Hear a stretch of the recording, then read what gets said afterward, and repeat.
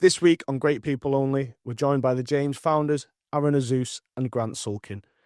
We sat down with them to lift the veil on the minds shaping the business, explore their considered perspective on the build-to-rent sector, and to understand the principles and motivations that guide their work. The pair have a wealth of experience in property development, and it was great to hear about how they got into the industry. The conversation that followed offered a compelling examination of the strategy, vision, and ethos underpinning the James brand. It was a pleasure to sit down with them and understand what makes them tick. Enjoy.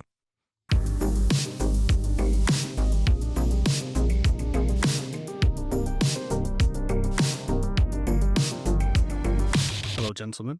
Hi, Leo. Nice to see you. I'm the boss now. So Thanks for inviting us. you're very welcome. And today's episode of Great People Only actually features our founders, Aron and Grant. And we're going to find out a little bit about you guys first and see kind of how the James came to be and why you do what you do. So firstly then, I guess let's just talk about how you met. Yeah. We've known each other a long time. A long time, yeah. We were kind of at nearby schools, probably became pretty friendly when we were about, 14, 15 years old, but started working together now 8 years ago, where we kind of came up with a concept to build a business, which we called the James. So you guys are pretty young in not even just the industry, but in general, right? So like, how is it? We have to find young. Fine, young. Obviously, well, I'm 36, so I consider myself middle-aged. Yeah. So we're a year or two older than you, but yeah, not too much over here. And but in the industry, it's typically people with a lot more, shall we say, experience than yourselves, like age-wise, they're a lot older. Finn mentioned you had previous real estate ventures. Is that something you can talk about? I think Aron and I's background differs quite Mm-hmm. drastically in terms of sort of like, I went down the much more corporate route early on. I initially actually wanted to go into banking, and I sort of like, when I left, sort of like when I was at university, I was trying to get internships for like the big banks, whether it's Goldman Sachs or the Deutsche Bank or all the other, so like looking for those internships, and actually nothing actually came to fruition when I was applying for the internships, and I ended up sort of getting an internship in Johannesburg with Investec Bank, but in their real estate division. And following on from that, I sort of like really enjoyed working in the real estate sector. I sort of spoke to some sort of like very prominent people within the real estate industry. My family have been in real estate forever, so I started to think about, okay, well, maybe this is the route. And I always had a sort of an entrepreneurial flair, but sort of I wanted a lot of the advice I was given was sort of like to go down the corporate route. So I actually went and did a master's after university at Westminster University in real estate development. I then went and qualified as a chartered surveyor with CBRE. I was there for 3 years. I had great experience there. And I then went from there. I then got another job with a London-based developer and who was actually working in the build-to-rent space. So I've actually been in the build-to-rent space, sort of like build-to-rent / co-living, probably for about 14 years, which is sort of like before co-living or build-to-rent was really even a thing in the UK. And then sort of like I was there for about 8 years, and that's when sort of Aron and I started speaking, and yeah, we decided the James. Yeah, my journey is a little bit different. It was probably more very kind of entrepreneurial from the outset. So I started my first real estate business at university with a partner who's I'm still partners with today. And we started trading kind of niche investments called ground rents. We then went portfolio driven, and all through my 20s, I built that portfolio, which I still own today. And that's a business that kind of sits there operationally and has been, pretty successful. Not without its kind of the roller coaster ride of being an entrepreneur and ups and downs and dealing with those highs and lows. But, I'm proud of what we built there. Legislation started changing around that business, and we felt that actually we wanted to pivot into something that was maybe more development led but we didn't really have any development experience. And so we sought out a development partner. And I think from the very outset, Grant and I were very, very aligned. I think as ethics and morals as people, but also with like our ambition to go and build something pretty special. Take a sector that was quite nascent and see how far we could kind of run with it. And then I guess here we are today. And I consider ourselves like a little bit of a way through that journey, but with a huge amount of kind of a route to go down still, which is exciting. Because I think trust is absolutely crucial, but that goes across all partnerships. And I've had the benefit of partners throughout all of my kind of business endeavors, and it's just been so incredibly helpful. You know, the good times are great because you get to celebrate with someone who you've built something with, but also just being able to bounce ideas around and share some of the harder experiences, which are just so inevitable in any business. Having someone there who's kind of can sit in it with you is very, very beneficial, and you learn together. And look, we've obviously become closer friends as we've worked together because we spend so much time chewing each other's ear off. But that's just the nature of it. I think all businesses are a slog, right? There's no sort of like quick way to build a business or quick way to make money, or if there is, then sort of like it's probably We'd all be doing it, wouldn't we? it's quicker to, if you make it quick, you'll probably lose it quick as well. And I do think sort of like the journey, when we initially started the business, we probably thought we probably had like a 5-year business plan, and we're now 8 years into it, and we're probably only halfway through the business plan of trying to target all of the key regional cities and become sort of like the national trusted co-living provider. So why is that what you wanted to do? Did you just see co-living and think this isn't very good, or like there's the gap in the market for community-based co-living? I think Grant's experience had been in London, and we always felt that there was a real opportunity to bring an amazing product to the regional city centres, which anecdotally walking around them, I've always felt was so strong. You know, there's so much vibrancy in places like Sheffield, Liverpool, Manchester, Birmingham, where the James is, that for young people coming out of university, where there's a little bit more graduate retention, more employment opportunities, they should have a great place to live. And I guess if we're going to do it, let's just do it as best as we possibly can. Let's take the existing examples of co-living that are out there and let's try and improve them to a place which sets us completely apart from our competition. And yeah, we might not be able to compete with certain funding and skyscrapers, but we can definitely win on speed of execution, speed of decision making, like pace in general, and then also bringing, you know, best in class service and operational excellence to our buildings. And then that was always the mindset, is to go and build something that was really, really great, that we could be really proud of. And also the product that we would want to live in if we were kind of young professionals, albeit having said that, I think the buildings have evolved to be able to accommodate anyone from all walks of life, wherever you are, you know, whether you're kind of young right out of university or you're a little bit older and you're a little bit more, you know, into your career or whatever that may be. Our meeting age is like 29 across the group, so we've actually like created a pretty inclusive space for everyone there. So yeah, you know, we've obviously had young residents, we've had old residents, we've sort of like some of our most engaged residents have been sort of 70 plus, so that's also been sort of like quite an interesting sort of demographic to capture. Oh, excuse me, is it right? No problem. Yeah, good. Yeah, good. I also, one of the things sort of that I wasn't expecting, that I'm extremely proud of, is the team that we've built within sort of like the James, not just sort of like the product that we have provided, the team sort of like led by Luca, sort of that's sort of filtered down. Like I love sort of hearing the stories. We were speaking with Ellie before, who she started her journey here. I think this was her first role straight out of school. And she's been with us now 4 years since we first opened Liverpool, and sort of seeing her grow and her flourish has also been sort of like extremely rewarding. So just to touch on like the cities, you know, where you've opened sites, you've got like Liverpool, City of Culture, Sheffield, highest retention rate of university students in the UK, greenest city as well. Manchester, I don't really need to say anything about Manchester because it's just mint. And like, so what's the criteria for choosing the cities? Listen, I think any of the kind of cities are up for grabs for the James in the UK.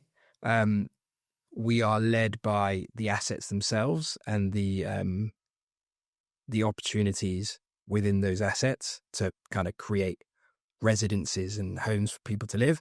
I think location is really important, and so being really central so that our residents can have access to all those kind of cultural or athletic touch pieces of those cities, whatever that may be. So yeah, we look at the asset, we look at the location, and then we say, okay, can we take our product there? The cities you mentioned are just where we've landed, but we'd like to be in more. We look at Cardiff, Nottingham, Bristol, Brighton, London, all of these places where the James doesn't exist at the moment as somewhere where we could definitely go to. Obviously, we've got a new community being built in Manchester now. How's that going? Going to be our biggest one yet. It's going to be sort of 261 units. Just got the planning permission sorted. It's quite a big deal, hasn't it? So. Yeah, it's been a big deal. Sort of like it's a conversion of an existing office building. Typically, that's sort of like what we set out. Our business plan initially was to sort of like convert existing office buildings. I think at the time, initially when we started the business, there was something called permitted development, which allowed us to convert existing office buildings into residential. And we did that in Liverpool, and the government basically didn't extend the permitted development rights. And as such, we sort of like only managed to build one building without the need to go for a full planning permission. So now obviously every development that we do, we have to go via a full planning permission. So sort of like that was what we had to do in Manchester. And we sort of converted this existing building and added a new build wing onto the side of that to create 260 units with sort of like, there will be great amenity spaces within the building. That'll be our second one in Manchester. Location is amazing as well. Where you got it, guys, honestly. Yeah, it's good. I think, also we've always said we like the idea of kind of repurposing existing bricks and mortar rather than just knocking stuff down and building brand new towers. It's, much more sustainable. And actually you can just get a more like beautiful product out of something that has amazing period features or has big windows. We're sat here in Rockingham House in Sheffield, which is, was a really old, really impressive building.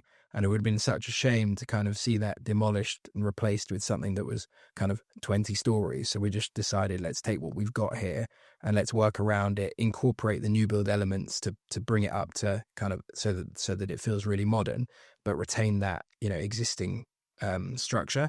And, we intend on keeping that kind of consistent throughout our business. Because I think sometimes it can be a lot easier and like cheaper to just knock down, start again, can't it? Rather than rewire a whole building, all this and all that. And it's so important, I think, for locals as well that you're keeping the architecture in as it stands, because it can be heartbreaking.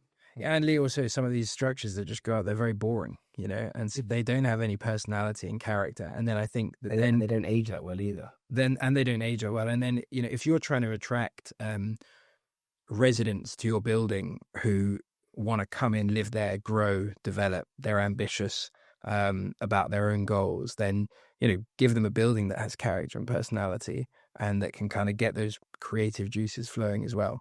So, yeah, I think everything speaks to each other. The building needs to speak to the way that the community is cultivated. And, that's something that I think we care quite deeply about. The ethos of the company, it's not just applied then to the way we treat people. It goes top right to the bottom then, doesn't it? Because you use the same contractors for everything, you try and use the same furniture suppliers for everything. So why is it that you only want to work with and have, and like you only want fucking great people in the James? Why is that so important? Well, you only live once. Surround yourself with the greatest people that you can.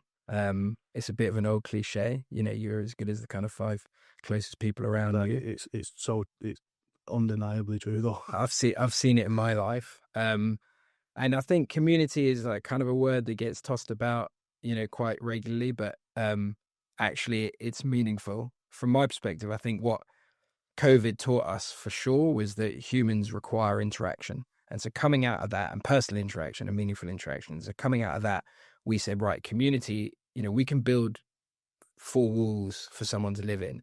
But if we build something that people can actually call home and feel at home, and, how cool would it be for people to create bonds and friendships that can last forever? And yeah, we wanted to make a fucking great place to live. And it's not going to be a fucking great place to live unless you've got fucking great people. So, and it's very apparent here. They all work together, basically living together. You've got a lot of, I think there's a couple of relationships that have bloomed from Sheffield as well. So you are definitely like fostering that environment. So where did it kind of come from? Why is it you thought, let's not just do a co-living brand, let's do something that can be culturally relevant and actually have an impact? What made you want to do that rather than just taking the easy route for a quick bit of dough? You know what I mean? Well, I think if you want to just sort of take the dough quickly, it's never going to be sort of like short-lived. I think we always took a much longer term view as to sort of like the money can come. We don't sort of like the money can come at the end, sort of like serve the purpose, sort of like solve the problem, and then sort of like the money will flow. Like there's no sort of chasing the money. I wanted to perfect the product, which I sort of would like to think you can never perfect anything. You're sort of constantly evolving, you're constantly adapting, you're constantly learning. Every development we do, we introduce something slightly differently or learnings from the last development, just trying to grow and be better for ourselves, for our residents, for our staff, yeah. And so why, and obviously the first location you opened, Liverpool, on James Street, why did you stick with the James as the name of the whole company? Yeah, we never wanted to be a business that had kind of loads of amazing branding and marketing and like a really sexy website before we actually had a building. And so we bought the building first, but then of course we had to catch up with kind of marketing. And so we engaged with a couple of branding guys that Grant had known, and we had some really good conversations, and we threw around like hundreds of names and then checked which were available and not available. And I think at the end we just landed on, well, it's on James Street. We like the kind of British heritage that comes with the name. We're building something premium and high quality. Why not call it the James? And I think we all agreed quite quickly that felt like a pretty good route. It's like the acorn, isn't it, of the brand then? Yeah, there were so many sort of like spunky or quirky or cool or trendy names, and we thought like, no, let's everyone's doing that. Let's go down a different route and sort of like try and focus on the product that we're trying to provide, and sort of like let the brand and let the product speak for itself more so than the sort of like the website or the brand, like the name. If you've got an amazing product, your branding doesn't need to be as sexy. Like you're not trying to sell it if it sells itself, are you? So perfect. And so what is co-living? How has it evolved from like a buzzword? Because it is like, it was thrown around so often in the industry. Well, I think it sort of started probably 10 years ago, the word co-living, where the obviously studio apartments have always been a product or a sort of an apartment type. Co-living itself was sort of coined, as I say, maybe 10 years ago, and I think it became a very sexy word, but then very quickly became a dirty word. There was a few operators that sort of didn't necessarily do the product justice. They were building units that were too small, focusing more on sort of like their branding and their community, and the sort of like trying to lean in on the community, but not actually having a good product. So I think we're still sort of like, it's still a challenge for us to date when we're sort of looking and sort of speaking to councils. They still haven't quite got over that sort of 9 to 12 square meter units that people were providing without ensuite bathrooms, sort of shared bathrooms, which I went, the first time I went around a couple of those schemes, I thought to myself, like, I could never see myself living here. It's sort of like the quality wasn't that great. And I do think sort of from that point onwards, it was sort of very clear to me that sort of that's not the type of co-living that I want to be associated with, or sort of like as a brand. So following on from that, sort of there was a window of opportunity for us to sort of like go and get co-living right, or at least what we thought was right. Yeah, because the demand is there for small units because, well, one, there's affordability issues.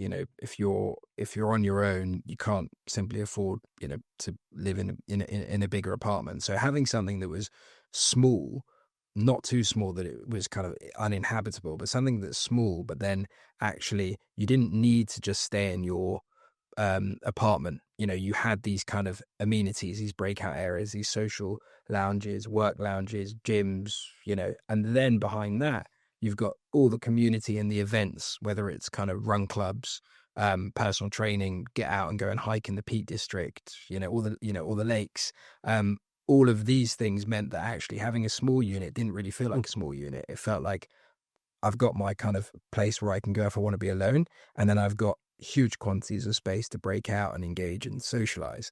So it was just getting that balance right. Yeah, I think they're sort of like more, the units aren't necessarily small, they're more sort of, they're compact and efficient, and sort of like the way they've been designed.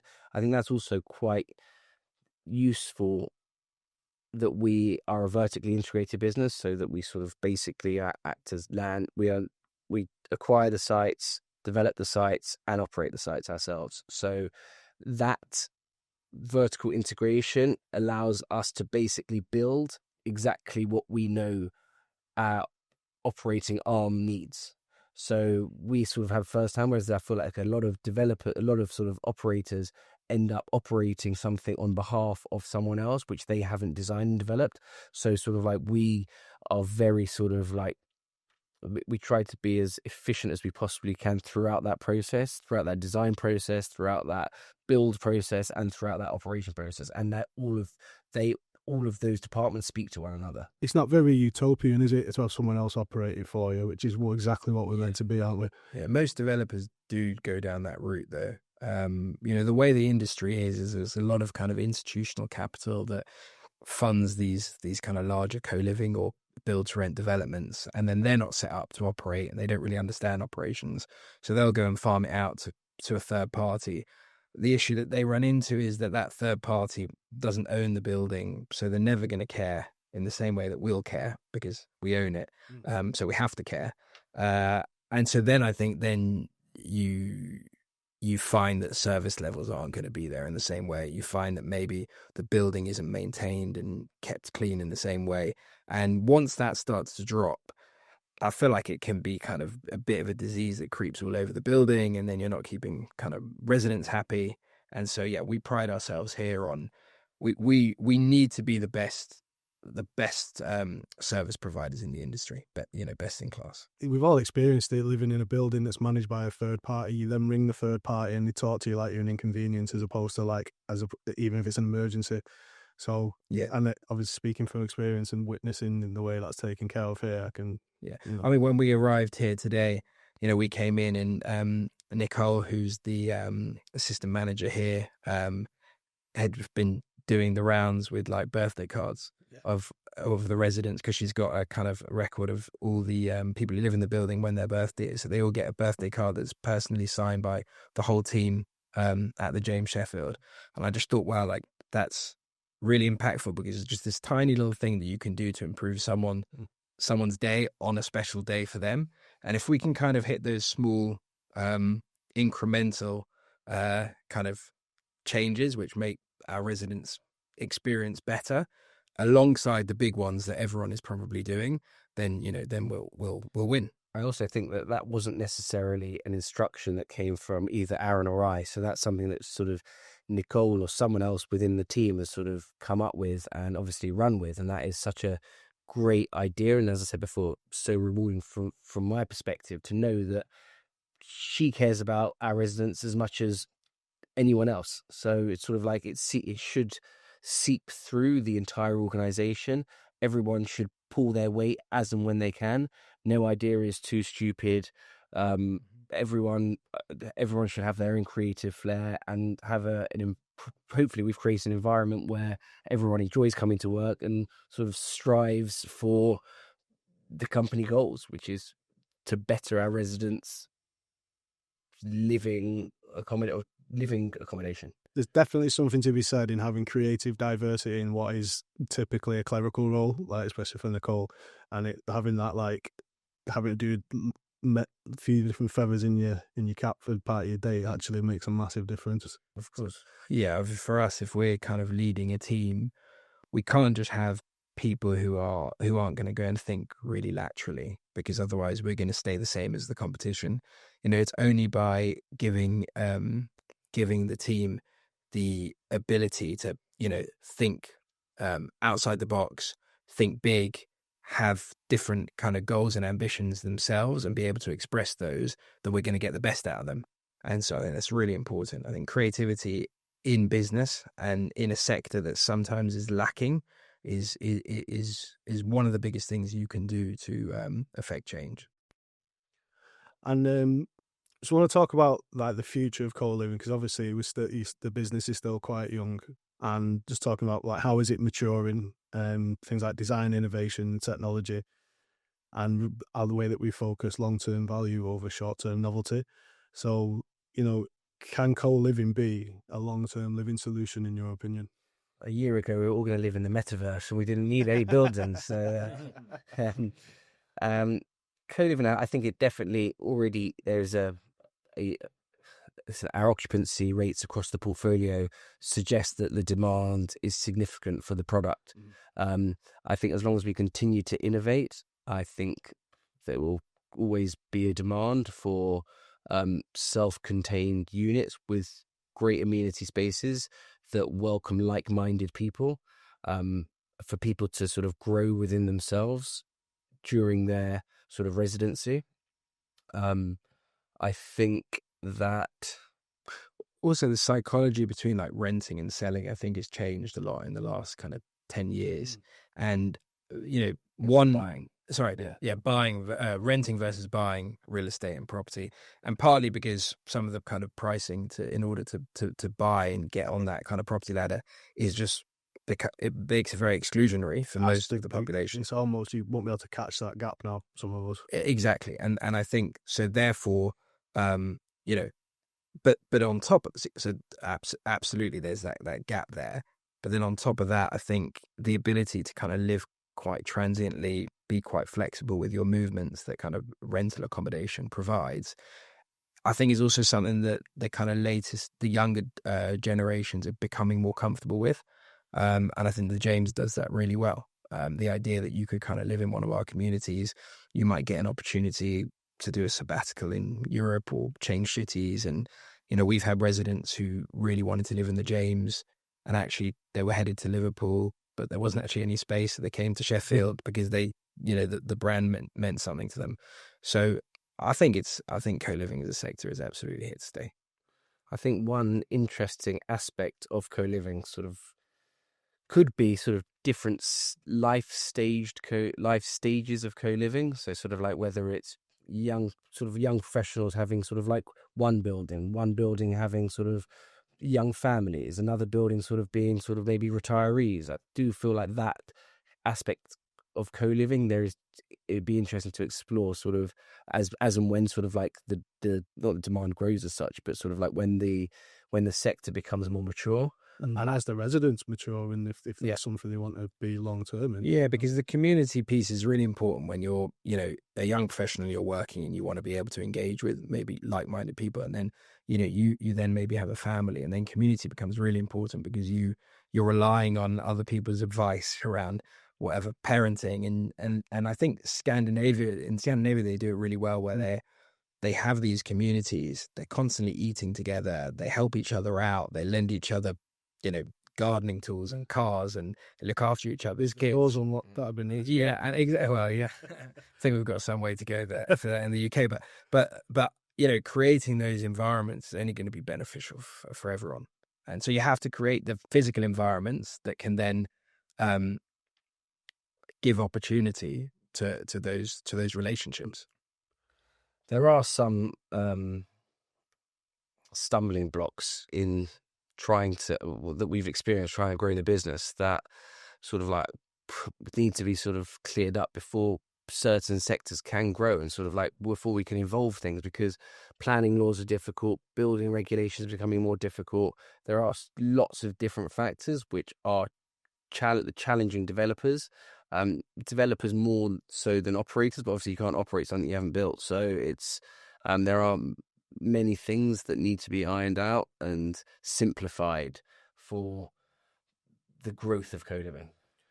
So obviously there's been discussion of us building a site in Birmingham.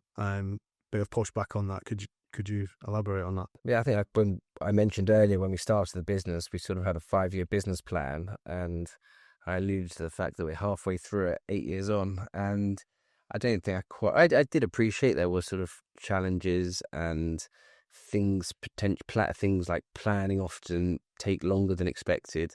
But something that has been introduced recently is since Grenfell Tower, which was obviously a tragedy. The Building Safety Act was passed, which in turn introduced the building safety regulator and a new gateway system before you're allowed to start construction on site. And we applied sort of like where we were in our sort of project timeline for Birmingham meant that we then fell into this new gateway system. So we sort of applied for our Gateway 2 application, which is what you need to pass your Gateway 2 application before you are allowed to start construction. And we submitted that in September last year, September 24. So we were, in theory, ready to start on site in probably slightly before that, probably July, August 24. We were ready to start on site. We had the planning permission for 150 co-living units in Birmingham, which we obviously still have. But we have been stuck in this system, in this bureaucracy, which the government introduced and have been completely incompetent and unable to resource. And we've been there for over a year now, and we still do not have the ability to start on site. And it is illegal to start on site without their approval. We have not changed the scheme whatsoever in over a year. We have made very, very, very minimal changes to design things that weren't even necessarily related to the building control or building safety. And it just, from my perspective, it's been extremely frustrating, which has sort of like dampened I don't want to say dampen the appetite to build business, because we still have a strong appetite. It's had some momentum. Yeah. Momentum, and sort of, it's probably been one of the most unenjoyable projects that I've worked on because of this. We were sort of like, we've got such a great building in such a great location with sort of like aspirations of building an unbelievable scheme that we do have planning permission for, which we will build. But there's just been a year of complete And we've designed activity. and we've designed a very safe scheme, right? So obviously we believe in the Building Safety Act. We believe that we need schemes that are safe to prevent tragedies in the future. But what the government have done so poorly is they haven't resourced the departments to be able to actually look at the designs. So the delays are really affecting everyone. I think a lot of kind of consultants and contractors have seen their work dry up, and people are going to go bust as a consequence. And, you know, the government talk about the need to build lots of homes, but unless they can adequately resource these departments, these homes are just not going to get built. I'm not anti-regulation. I'm just anti-incompetence. Yep. Aren't we all? Yeah, absolutely. Not just environmentally speaking, sustainability is about creating developments that last socially, economically, and environmentally. Responsible design, as you were just talking about, long-term community health, and building places that you want to stay in for years, not months. So why is that sustainability so important for co-living? I mean, the way we approach our business is we take a very long-term view. The first thing we do for kind of the environmental sustainability is we take buildings and repurpose them. Most sustainable buildings are existing ones. Exactly. So you're not kind of pouring a load of concrete into a floor to build a skyscraper. I think a lot of our residents care about the environment, and I think that attracts them to some of our buildings. ultimately we're trying to create environments that people want to stay. But if people want to move on, then we hope it's as a consequence of that. They'll move on as a result of kind of having bettered themselves within the community. They might meet a partner, in the James and decide that they need more space. And so they move on to a different building. I think we've had a group of friends that all met at the James Liverpool. They ended up renting kind of a 3-bed house together and lived together. So, we celebrate that as like, wonderful relationships and friendships that were built within our community. But yeah, ultimately we take really long time horizons. We're evolving and learning along the way as well as what people really want. We have suggestion boxes. We have feedback with our team. Ultimately we're there to serve the residents. The only BTR company I know with a podcast studio anyway. Yeah. That was Luca's idea. Yeah. I think it was a great one. And like I said, I think it's exciting to see. Ultimately, you're giving the residents an opportunity to be creative as well. Championing them, aren't we? Because you could say, right, go to the podcast studio, talk about the football if you want. Come on our podcast, whatever it might be, get conversations going. And I think a few of the operators are copying us though. I think they're copying us. I think you're going to see podcast studios everywhere. Trendsetter, Yeah. I mean, and it's funny. It's my job to kind of keep an eye on that kind of stuff, and we are leagues ahead. A lot of them. I don't think we necessarily want to compare ourselves to other operators. They're very sort of like stay in our lane, do what we want to do what we do best, and sort of constantly try and evolve, never stop moving, always trying to sort of like recreate or better ourselves, better our product, better our offering. Yeah. There's no point really sort of everyone's always going to be doing something different. It's sort of you're constantly looking over your shoulder. You'll never move forward at the pace you want to. And it has to make commercial and economic sense as well. These buildings, you need to be, you've got investors and you've got funding, and you need to make sure you're balancing those books and being commercially careful, and creating a business where there is profit at the end as well. Just getting these over the line has got to be one of the most difficult things ever, hasn't it? Just from a construction, it's getting the planning's difficult, getting on site's difficult, finishing is difficult.